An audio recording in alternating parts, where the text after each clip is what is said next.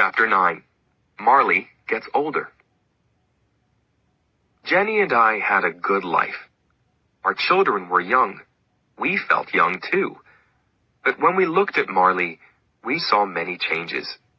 The years went past, and he was 12 years old. By this time, he couldn't hear anything. His fur was gray. His teeth were brown. Late one night, I took Marley outside for his walk before bed. It was winter, and there was a cold rain. I went back into the house for my jacket. When I came out again, Marley wasn't there. I looked for him everywhere, but I couldn't find him. I went back inside. Then I walked upstairs and woke up Jenny.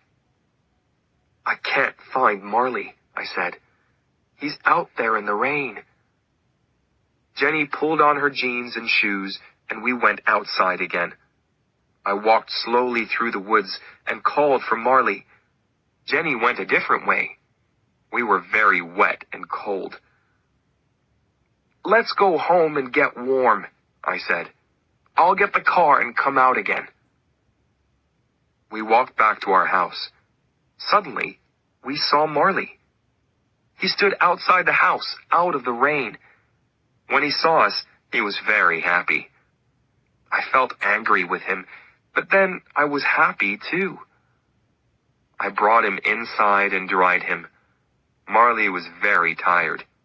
He went to sleep and woke up at noon the next day.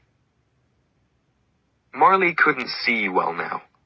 His fur started to fall out too. Jenny cleaned the house every day, but his hairs were everywhere. But Marley's biggest problem was his hips. They hurt him a lot, and he couldn't move quickly. He couldn't climb the stairs easily, but he tried to follow us everywhere. Marley had good days and bad days. One spring evening, I took him for a short walk around the yard. The night was cold, and there was a light wind. I ran, and Marley ran with me. "Marley," I said, "you're a puppy again." We ran back to the house. There were 2 small stairs in front of the door. When Marley tried to climb the stairs, he fell down. He lay on the stairs and looked sadly up at me. Marley was too heavy for me. I couldn't carry him, so I had to push him up the stairs. Then he stood up and went into the house. When I looked at Marley, I thought, we only have one life, and it can change very quickly. I enjoyed my job on the magazine, but I really wanted to work for a newspaper again. Newspapers were more exciting, and I liked writing about big stories. I also liked getting letters and calls from readers. A friend told me about a job on the Philadelphia Inquirer. This was one of the best newspapers in the United States. I wrote to the newspaper, and I got the job. I was very happy. In the summer, Jenny visited her sister in Boston. She took the children with her. I didn't go because I was busy with my new job. Every day, I was away from home for 10 or 12 hours, so we took Marley to a vacation home for dogs. Some days later, an animal doctor called me from the home. "I'm sorry," she said, "but Marley's very sick. When he saw the other dogs, he got very excited. He ate his food too quickly. Then he had a bad problem with his stomach, and he almost died. He's a little better now, but it will happen again." "Oh," I said. "What are you saying?" "Do you want us to help end Marley's life?" she said. "I'm sorry." "Oh," I said. I couldn't think. "I have to talk to my wife." I called Jenny in Boston, and we had a long conversation about Marley. In the end, Jenny said, "The doctor's right. We have to do the best thing for Marley." I called the doctor back. "Yes, Marley's a very old dog," I said. Life isn't so good for him now. He doesn't have many teeth, and he can't hear. His hips hurt him too. Yes, she said. Maybe we have to put him to sleep, but I'll call you again in an hour. When the doctor called again, she said, Marley's a very sick dog, but he isn't getting worse. The next morning, she called again.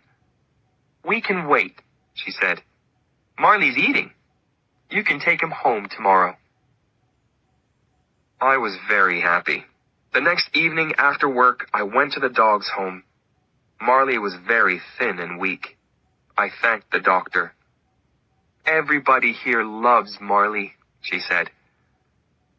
One of the workers helped me put Marley into the car. Then I drove him home. He couldn't climb the stairs to the bedroom, and I didn't want to leave him. So that night, I put a sleeping bag on the floor and lay down next to him. Tomorrow, Jenny and the children are coming back, I said. But tonight, Marley, it's only you and me. I thought about my first night with Marley when he was a small puppy. That night, he cried for his mother, and then he slept in a box next to my bed. Now, 13 years later, here we were again. I put out my hand and petted him. In the next weeks, Marley got a little better. A lot of the time, he lay on the floor in the family room, asleep in the sun. But one morning when I was in the bedroom, I heard a noise. Then Connor shouted, Help! Marley fell down the stairs! Marley lay at the bottom of the stairs.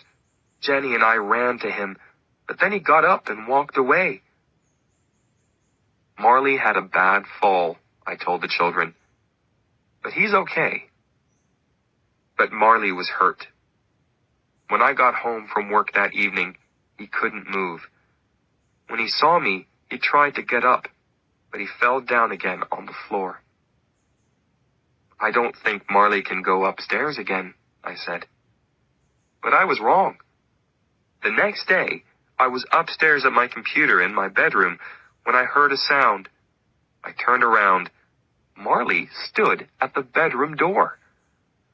Marley, I said, what are you doing here? I went to him and petted him. Then I looked into his eyes. Marley, I said, you're going to tell me when it's time, right?